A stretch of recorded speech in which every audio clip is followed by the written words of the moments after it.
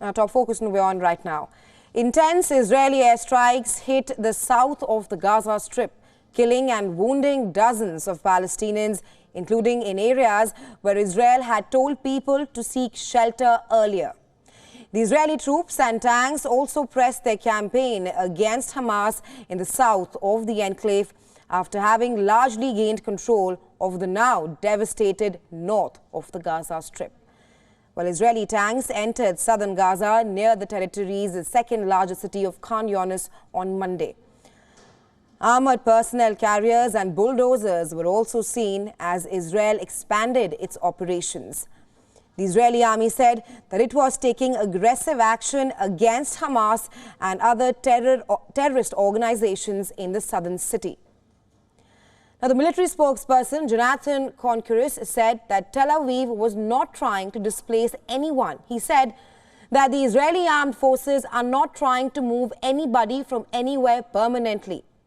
While many Palestinians fear a repeat of the displacement of more than 760,000 of their people that took place during the war that led to Israel's creation 75 years ago.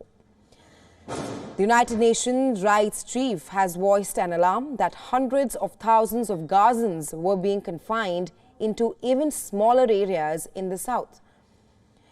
The Israeli army released footage showing what it said were ground and air operations against Hamas targets in Gaza. In the video footage, the Israeli soldiers could be seen carrying weapons and firing towards what they said were Hamas targets. The aerial footage showed destruction of what the Israeli army said was Hamas infrastructure, like I mentioned earlier. Now, the senior Israeli military officials admitted that around 2 civilians have been killed for every dead Hamas militant in the Gaza Strip. One of the officials said, and I'm quoting him here, "I'm not saying it's not bad that we have a ratio of 2 to 1. They added that the use of human shields was a part of Hamas group's core strategy. As per the officials in Gaza, nearly 16,000 Palestinians, which accounts for 70% of them, are women and children. They have been killed in the Israeli strikes since October 7th. As many as 80% of Gaza's 2.3 million people have fled their homes since the Israeli bombing campaign that has reduced much of the crowded coastal strip to a wasteland." احنا من غزه جينا هنا على اساس انهم قالوا لنا ترحلوا يا عم، ترحلوا من غزه، بلدكم فيها حرب. طلعنا من غزه رحنا على الجنوب زي ما طلبوا، لكن هاي اللي لقيناها في الجنوب. ايش بدنا نسوي؟ والدار كلها اللي نزحين فيها كلها هذا لسه ما تسجلش اصلا.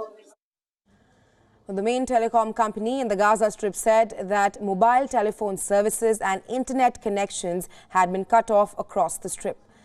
The president of the International Committee of the Red Cross said that she had arrived in the war-torn Gaza, warning that the suffering there was intolerable. Take a listen.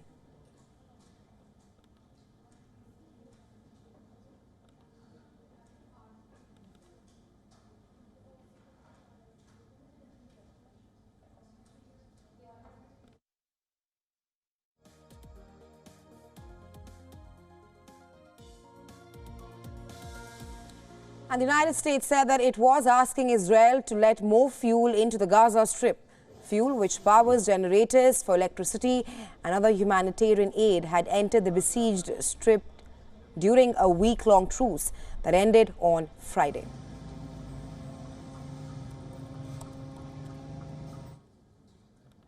We had some very frank conversations with them about the need for fuel to come in. We saw some fuel go in Friday. We saw additional fuel go in Saturday, but it's at the level of fuel that we were at before the pause began. We've made clear we want to see it back up, not just to the level of fuel that went in during the pause, but actually higher numbers than that, and are having ongoing discussions with the Israeli government about how to get there.